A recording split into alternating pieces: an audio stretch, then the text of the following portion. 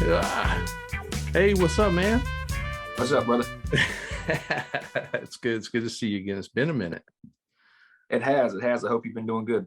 I have been doing good. I've been working hard and family man and enjoying my recovery. What you been up to?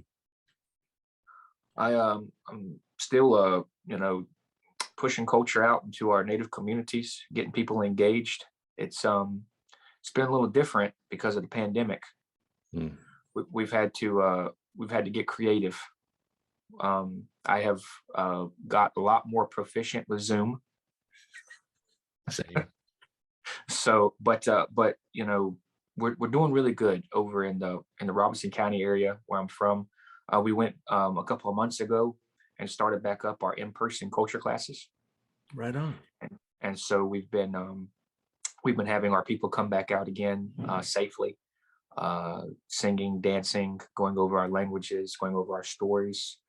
We've had great community participation. We've been partnering with the Wakamasuan community, partnering with the Coheri community. So Always.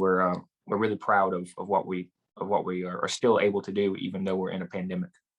Well, I'm proud of what y'all are doing too, man, and have been influenced by what y'all are doing in my work for some time now. So, oh, there's my dog.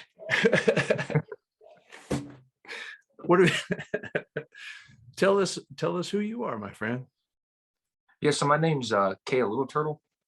I am the Cultural Enrichment Coordinator for the Lumbee tribe of North Carolina, and I also have worked in various capacities and still do, operating wellness circles or talking circles across the state of North Carolina and abroad. Really just trying to promote wellness, good medicine, anything that makes you well, physical, spiritual, emotional. With grounded teachings in our culture. Right, right on. Yeah, we met, gosh, a number of years back. I remember. I think I've told this story before. Folks were introducing me to leaders and such, and you were kind of across the room and Yeah. looking. I was like, you weren't saying anything. I said, dude, I need to get to know.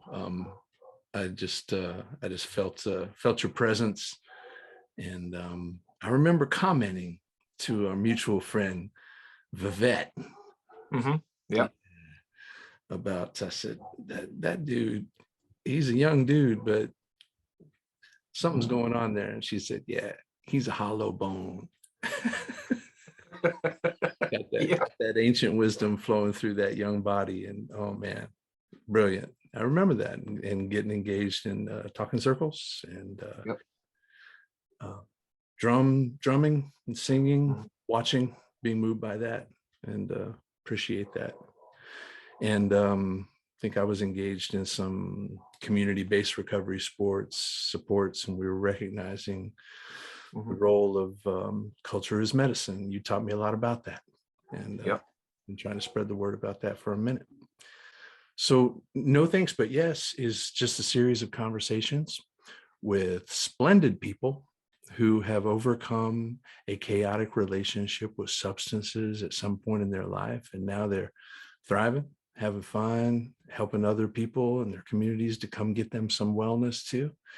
And so do you identify as a person in recovery, or as a person who has overcome a chaotic relationship with substances at some point? Yeah. So my vice was alcohol. Right on. I had a rough road with that. Um, at the time, as a teenager, then getting into an adult. Um, when I look back at it, and we actually talk about this in culture class, different people share about that, about their connection to different things that might have been harmful to them. Um, I started drinking socially, recreationally, and then I would drink by myself. And so then I was like, well, this is becoming a habitual issue. And one of the things that helped me was that, well, for one, I did not like myself when I would be drinking like that. Mm. But it didn't mean that that didn't mean that I would stop though. But I was not happy with myself during that. But one of the things that helped me was I went to some of our traditional leaders when we were talking about different things, and they brought up our teachings in regards to in regards to alcohol and what it means for us on a spiritual level. And our teachings tell us in the Longhouse that when you partake in those negative substances, alcohol, drugs, that your spirit leaves your body for 4 days because your spirit can't be in the presence of those things. Mm. And it gives you a feeling of loneliness. And I think that that's true for whatever race, whatever culture, whatever religious background. I think that we can all agree on the fact that when we're walking that road, it's a lonely road. Indeed. And so it makes a lot of sense, those teachings. And so for 4 days, your spirit stays gone, and you can't conduct any ceremonies. That's actually one of the requirements when we're doing some of our ceremonies, that you have to be sober for 4 days to participate in, to get the full medicine, so that your spirit is present with what we're doing. And so I started to get into more teaching roles to be able to help out my community. And my biggest thing, if I'm going to be honest with you, my biggest thing was that I did not want to be a hypocrite. Hmm. I did not want to stand up and talk about the power of our ways and what it can do for your life if I wasn't allowing it to do that for my life. Right on. And so, for me, I became a father. And then I started operating my own classes and everything. And when I stepped into that role, I wanted to do it completely. I wanted to do it deliberately and with my full self. And so I put it down. I put drinking down. Now, I do understand that it's not that easy for some people. Right. I was blessed in the regard that I was able to frame it in my mind in such a way that I could just say no. Mm-hmm. And I had a strong support system. They didn't bring it around me. They knew that I was trying to live my life in a more wholesome manner. Yeah. And they just didn't bring it around me. And I respect my circle for that, because in those early days, it would have been more difficult if it would have been brought around me like that. So, I mean, now, if I'm around somewhere and somebody's drinking, it doesn't pull on me like that. I don't partake in anything. I don't judge. That's strong advice, though. And it bears stretching this out for just a second with the holidays upon us. And I give strong recommendations to families. Make this an alcohol and drug-free event for those in early recovery.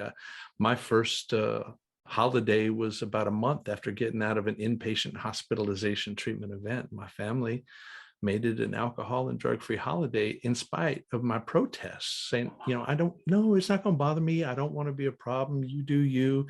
But no, we respect our loved ones and provide that healthy space for them until, they reach a state of better than wellness. And we got our armor on. Then. Exactly. And it does make a difference to have people around you that are good-minded, like that.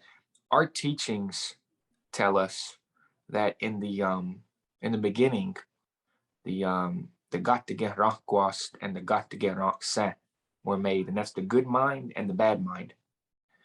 And that over time, we have that choice of how we're going to operate our minds. If we're going to have that heavy mind, and it says that when our mind is heavy, that it's low to the ground, and it's actually it's dusty. It's dusty.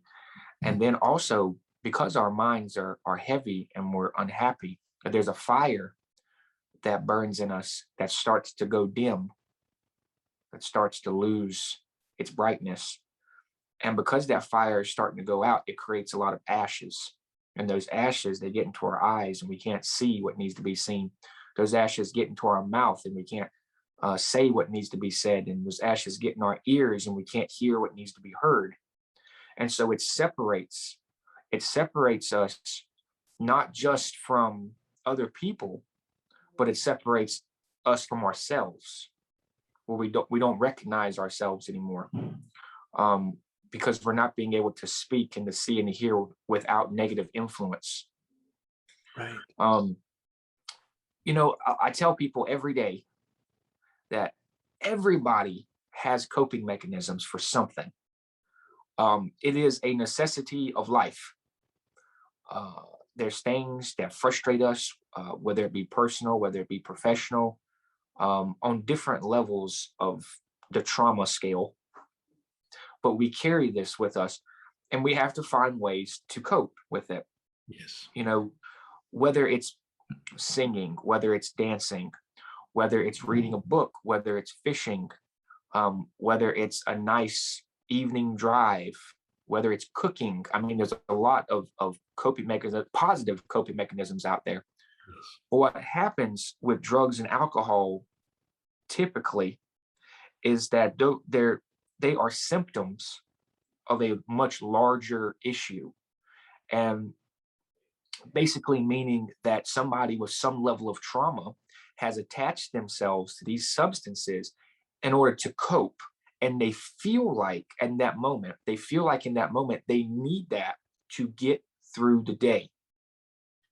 So what we have to do in these recovery supportive services is literally teach them other good coping mechanisms. And part of that is building a relationship with that person to help them see what their interests are, what uplifts them, what gives them that good mind, what removes that ash, so to speak.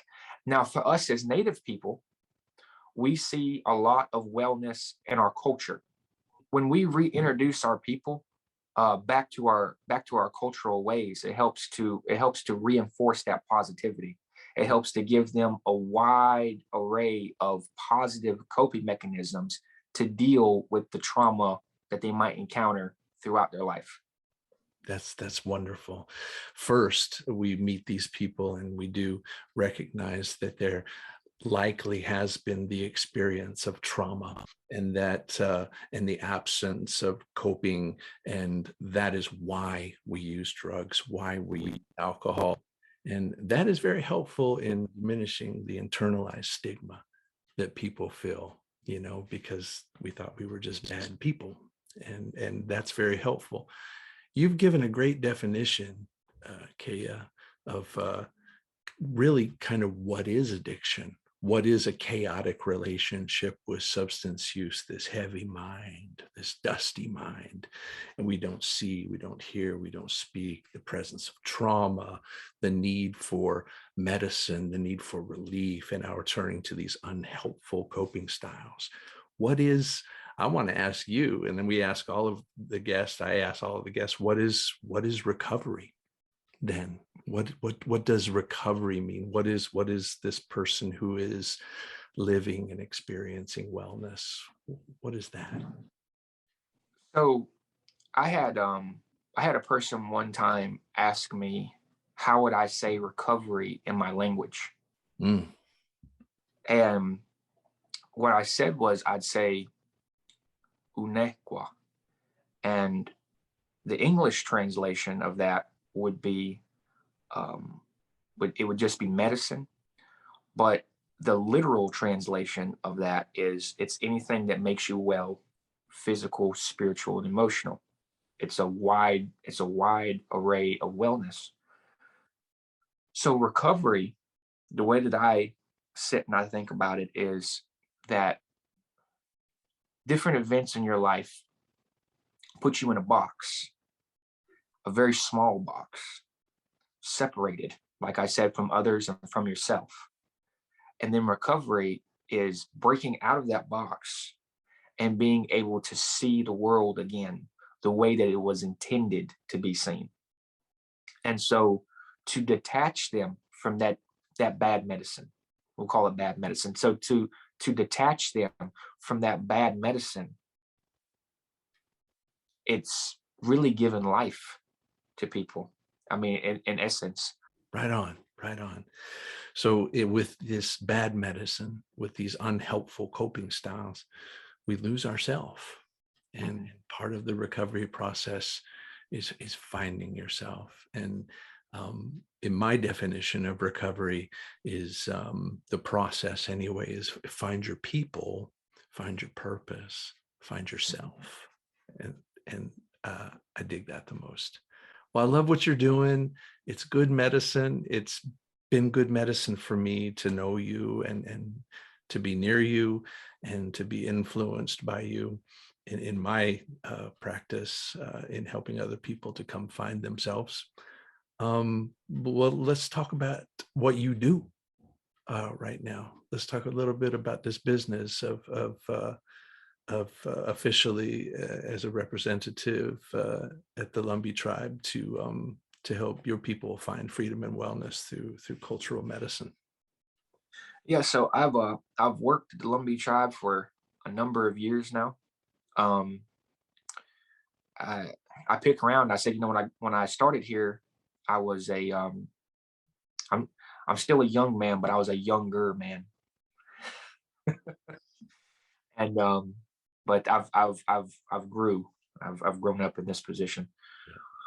Um, Part of what I do uh is organizing community coach classes. I'm going to talk about that first. And so what that is it is culture classes in the evening throughout our tribal territory, where people of all ages, from elders all the way down to children, come out, and we reintroduce dances and songs and language that might have been removed from families because of historical trauma events throughout our people's relationship with colonization. So we are reintroducing their culture back to these families so that they have that. um, my biggest approach to that is, like, when families come out, I want them to do it together. So, like, if a parent is bringing their children, I want the parents to be part of it with the kids, so that it's a family doing it. And we see a lot of success with that. We have different elders housing sites. I go and I craft and do talking circles and hang out with our elders housing that we have, which is really good, because the elders enjoy that. It gets them out of their homes. We have, like, a little community building that we go to. We get to hang out. They need that. We have several boys and girls clubs with over 500 youth. Before the pandemic, the boys and girls clubs have been closed down because of the pandemic. But prior to the pandemic, um, culture was a big part of the curriculum for the Boys and Girls Club. And our belief with that was that, we target the children at a young age, get them involved with their culture and these positive coping mechanisms that we were discussing. And it would help to influence better decision-making skills for their life as they get older. It teaches them a way of carrying themselves. It reinforces positivity and self-worth, these teachings that we give them. That's good. And so It's good prevention. Yeah. exactly. It's preventative. I do a lot of lecturing. I do a lot of lecturing at universities. um I I can tell you, when I was younger, I never thought that that I would be in that space, Yeah.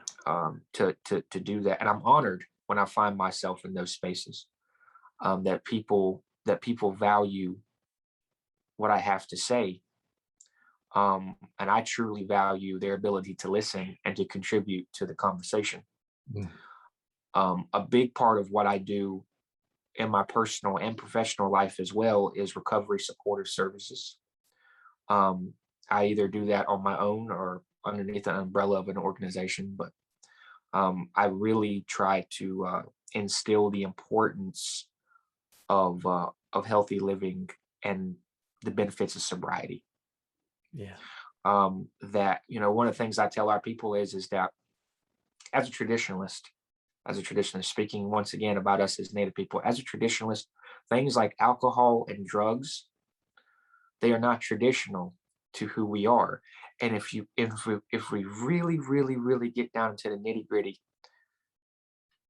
it shouldn't be traditional for any of us. Right. You know,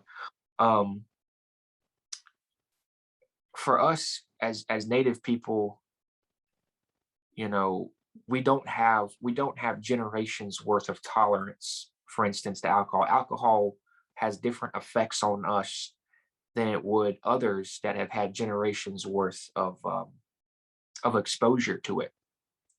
And so, which, you know, of course, alcohol being negative for everybody, but it has a really, really negative influence on Native communities. And we, to the point that we get stereotyped about it. Yep. You know, we do, like drunk Indians and things like that. I have encountered that. And that was another reason why I stopped drinking, because I encountered those stereotypes and it really offended me. But then I had to take ownership. I had to take ownership for a moment and be like, well, I'm contributing to that stereotype. So I quoted you in the episode that came out today with my good friend Jennifer Nicolaisen out of Western North Carolina with Seek Healing.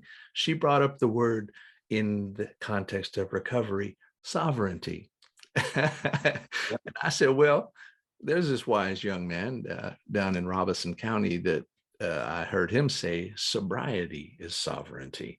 And at the time I was thinking, you know, autonomy, sobriety is, you know, taking back command of yourself and your life. But now it has a whole new layer to it when you describe alcohol as not natural to indigenous people, but actually one of the impacts of colonization, and loss of sovereignty ultimately was an impact of colonization too. So sobriety in essence is sovereignty. Exactly. Exactly. And I have actually told people that. I've told them, I said, we can't be truly sovereign, still alcohol and drug dependent. You know, because once again, going back to that conversation of colonization, that is that noose around our neck that we keep there and we don't even realize that it's there. It impacts our decision making. It impacts our relationships with one another. There have been a lot of bad separations in our community because of the effects of drugs and alcohol. We have lost young people here at an alarming rate, and it's got worse since the pandemic. And so we have seen an increase in unfortunately, a lot of negative things in our area that I believe ties back into the effects of this pandemic, the fear, the uncertainty, and then also the separation, to where you can't even have face-to-face interactions without the fear of it negatively impacting your health or your family member's health. Wow, we're cut off from our medicine. Exactly. That's heavy, man. Well, that's a powerful point. I want to talk about fun, though. Now I want to talk about you and what you do for fun in your recovery, and what you do, for your wellness. My biggest thing is, well, for one, I love to read. I love to read. I'm a big studier of our language, and I every day I'm going over that, and it helps me because there's many indigenous concepts that cannot be adequately described with English. And so in learning our language, it helps me to see the world and myself in a more wholesome manner. That helps me a whole lot. I write songs, man. I was gifted with the ability to be able to sing in our traditional manner, and I write a lot of songs. Here we go, E12.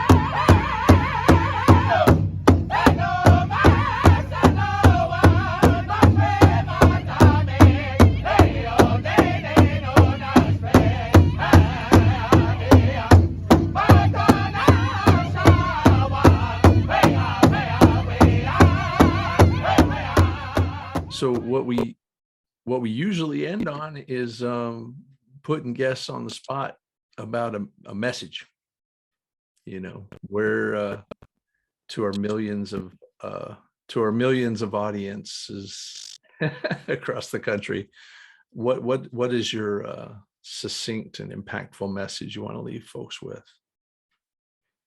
That's what I want for all these people out here, is for that thought to give it a guasneg, for them to keep that good mind, for that for that good medicine, for them to find those good coping mechanisms and those good relationships with their self and those good relationships with other people to help get them through this thing that we call life, because life is hard. And I'm never going to sit and lie and tell people that it's easy, because it's not. There's going to be things that hurt you physically, spiritually, emotionally. But every one of us is a strong part of creation, and we have the abilities to get past that hurt. We don't have to stay there. It's okay to feel it, but we don't have to carry it. And so that would be my advice to the people out there. That's good stuff. That's good stuff. And it's okay to be tired and get your rest. I love it, man. I love every bit of it. Well, thank you so much for spending time with us today and sharing that good medicine. Definitely. I look forward maybe to me and you being able to do some more things together. In the future. I've enjoyed the different collaborations that we've had, and if we can ever do things again, I'd be there in a heartbeat. Right on. Let's do it.